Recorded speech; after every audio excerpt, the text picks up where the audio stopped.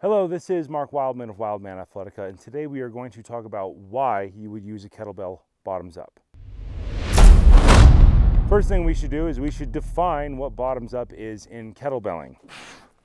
When you hold a kettlebell with the bottom up in kettlebelling, it is called bottoms up.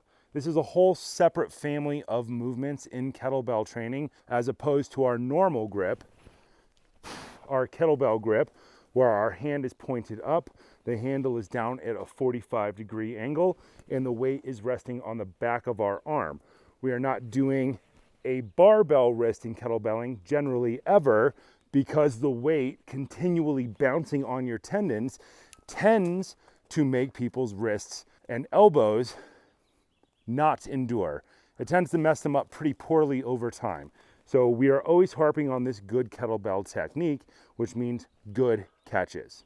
We can use kettlebells bottoms up, which means we would do all of our basic kettlebell moves and catch in this position instead of in a normal kettlebell catch. The reason we would do that is because it allows us to get more out of light weights. The point of kettlebells is that they last forever. Your house can burn down around a kettlebell, the house will be gone, the kettlebell will endure. Kettlebells are chunks of metal and it is very hard to hurt them, so they endure. Once you have one kettlebell, you tend to have it for a long period of time. You might outgrow that weight, or you think you outgrow that weight, doing whatever techniques you are working on. So we use bottoms up movements in order to add complexity to get more out of lighter weights so that we can spend less money on equipment over time. We are always trying to get the maximum amount of utility out of the equipment that we possess so that we don't have to spend more money. Simple solution. Doing bottoms up kettlebell movements is kind of a stopgap measure.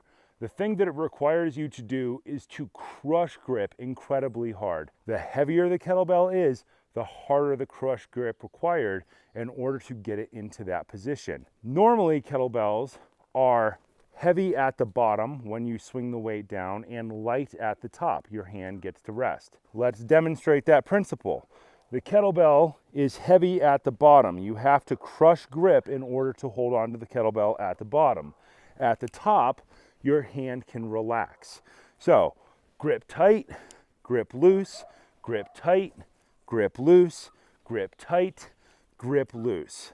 When you do bottoms up kettlebell movements, you are adding an extremely intense grip contraction at the bottom and the top. The bottom is the same, it doesn't change. It's the same as it is anytime you do any normal kettlebell move. Squeeze the hand, but at the top you get this extra hand squeeze where you get to focus very heavily on your grip. Grip is one of those things that is super important in athletics, but tends to get overlooked in modern training. Because we use machines a lot, we take a lot of the grip out of things. Barbellers and Olympic lifters still do a lot of grip because they rip barbells up off the ground, but grip is super important in most athletic pursuits. Grip is important in martial arts. BJJ guys, judo guys, every time you grab a gi. Horseback riders, every time you have to manipulate a reins or hold on to something, you don't fall off the horse. It's very important.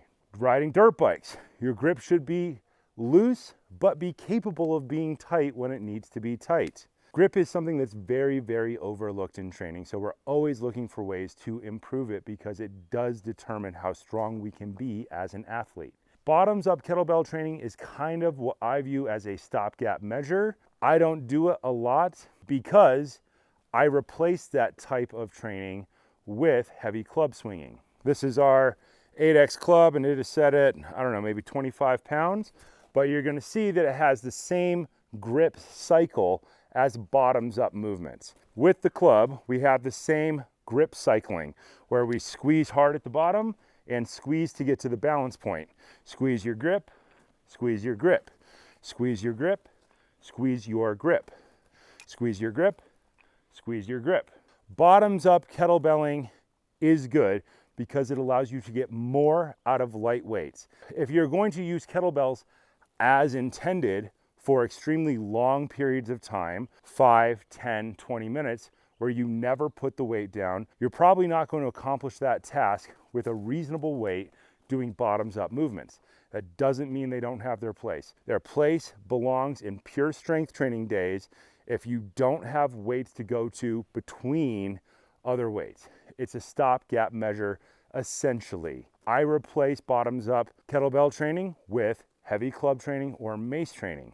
And the point of that is that clubs and maces better mimic tool use in humans. Hammers are levers, clubs are levers, shovels are levers, maces are levers, swords are levers, clubs and maces are levers. A kettlebell is weird because the way the weight is distributed is different. In a club, the weight is distributed similar to a sword. The weight is not even remotely the same, but it's a big weight at the end and your grip does not change. A kettlebell in bottoms up does not have that. The weight is way out here instead of being way up here. It's not exactly like tool use that humans are supposed to be really good at. So think about it, integrate it. You can repeat all of your kettlebell training over with bottoms up grip. You can do bottoms up cleans, bottoms up dead cleans, bottoms up squats, bottoms up presses. You can do it all over and over and over again. The more times you repeat training with an apparatus in any new way, you will get more out of that apparatus and you will learn to master that apparatus better and sooner, getting more for the money you spent on the equipment.